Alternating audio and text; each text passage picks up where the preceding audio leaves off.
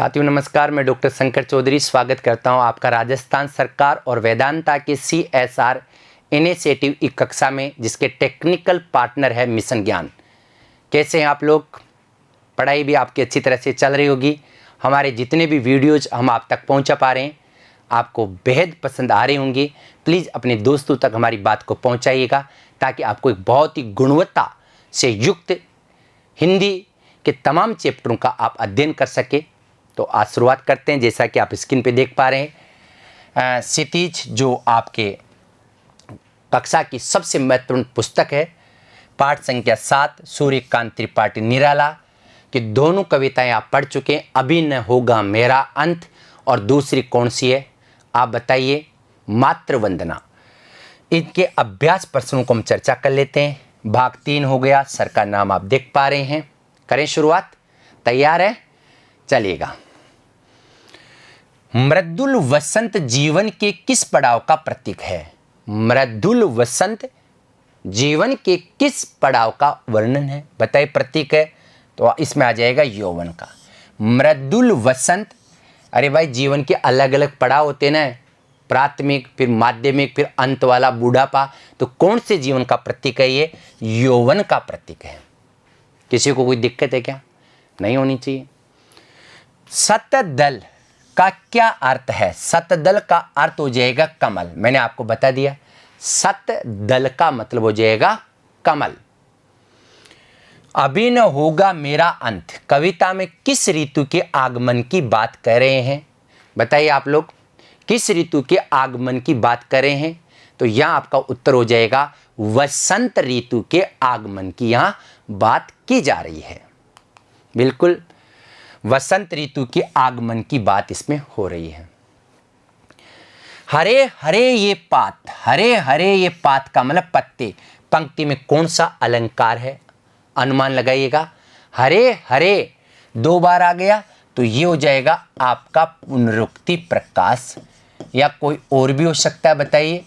देखिएगा, एक ही शब्द में एक से अधिक भी हो सकते हैं, लेकिन इसमें पुनरुक्ति प्रकाश ही होगा। देख लीजिएगा, पुनरुक्ति प्रकाश भी है, और मैंने कहा ना एक से अधिक भी हो सकता है। अनुप्रास भी है और है 2 बार आ रहा है। तो एक ही शब्द में एक से अधिक अनुप्रास अलंकार हो सकते हैं। तो यहाँ अनुप्रास भी है और आपका पुनरुक्ति प्रकाश भी है। कवि का कविता में किस प्रथम चरण की ओर संकेत है? मतलब कौन से प्रथम चरण की ओर संकेत है? तो आंसर देखिएगा, किशोरावस्था युवावस्था की ओर संकेत है। अभी तो शुरुआत ही की है, लेखन का कार्य प्रारंभ किया, तो किशोरावस्था युवावस्था की ओर इसमें संकेत किया गया है। फेरूंगा निद्रित कलियों पर, पंक्ति में निद्रित कलियों का क्या आशय है? बताइए आप। बताया था ना आपको, फेरूंगा निद्रित कलियों पर, पंक्ति में निद्रित कलियों का क्या आशय है? निद्रित कलियां उन आलस्य में डूबे हुए व्यक्तियों को कह रहा है। निद्रित कलियां किनको कहा गया है? आलस्य में डूबे व्यक्तियों को कहा है जिनमें सुगंध रूपी गुण छिपे हुए हैं। कौन से गुण? सुगंध रूपी गुण छिपे हुए हैं। कवि उन्हें जागरूक और सक्रिय बनाएगा। कवि उन्हें जागरूक और सक्रिय बनाएगा। तो यह निद्रित कलियां आलस्य में डूबे व्यक्तियों के लिए कहा गया है, जिसे लेखक की इच्छा है कि वो उनको भी बहुत ही एक्टिव बना दे। मातृवंदना में कवि ने मां संबोधन किसके लिए किया है? तो आंसर आपका मिल ही जाएगा। किसके लिए किया है? मातृभूमि के लिए। सही है, मातृभूमि भारत के लिए किया है। कविता अभी न होगा मेरा अंत के अनुसार वसंत आगमन पर प्रकृति में कौन कौन से परिवर्तन परिलक्षित का मतलब दिखाई देते हैं? आपको बताया, वसंत ऋतु के आने पर चारों ओर सुंदर प्राकृतिक दृश्य दिखाई देने लगते हैं। दिखाई देने लगते हैं ना। वृक्षों में हरे हरे पत्ते लग जाते हैं। डालियों पर कोमल कलियां दिखाई देने लगती है। प्रातः काल के समय सूर्य की किरणें के कोमल स्पर्श से कलियां खिलकर फूल बनने लगती है।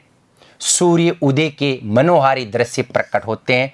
कुल मिला के वसंत ऋतु जब आती है तो प्रकृति में बहुत सारे परिवर्तन देखने को मिलते हैं। मातृवंदना कविता के अनुसार कवि माँ के चरणों में क्या क्या समर्पित करना चाह रहा है? मतलब अपना सब कुछ मातृभूमि के चरणों में वो समर्पित कर रहे हैं, जिसमें आज तक जो उन्होंने मेहनत की थी, जितने भी श्रम जो संचित किए थे, उनको समर्पित करना चाह रहे हैं। देख लीजिएगा, मातृभूमि की सेवा में अपना सब कुछ समर्पित करना चाहते हैं। वह अपने परिश्रम से अर्जित सभी वस्तुएं माँ के चरणों में अर्पित करना चाहता है। अपनी मेहनत से जितने भी किए, माता के चरणों में। सारी विघ्न बाधाओं के झेलते हुए और कष्ट सहन करते हुए भी वह सारे जीवन में श्रम के स्वेद से सिंचित पवित्र कमाई माँ पर न्योछावर करना चाहते हैं। मातृभूमि पर अपना संपूर्ण श्रेय, कर्म और यश वह मातृ चरणों की बलि वेदी पर समर्पित कर देना चाहते हैं। आगे बात समझ में। अभी न होगा मेरा अंत कविता का मूल भाव स्पष्ट कीजिएगा। इस कविता का मूल भाव बताइएगा क्या होगा। निराला का जीवन दर्शन पर प्रकाश डालती है। कवि इस रचना द्वारा संदेश देना चाहता है कि मनुष्य को आत्मविश्वास और उत्साह के साथ जीवन बिताना चाहिए।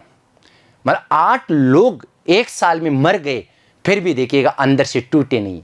ये कविता ये प्रेरणा देती है कि इंसान को आत्मविश्वास और उत्साह के साथ जीवन बिताना चाहिए। युवा अवस्था जीवन का सर्वोत्तम सुअवसर होता है। युवा अवस्था ही होती है। मृत्यु की चिंता न करते हुए व्यक्ति को युवा अवस्था में जीवन का आनंद लेना चाहिए। अपने आनंद और उत्साह से समाज में सोए हुए लोगों को लाभान्वित करना चाहिए।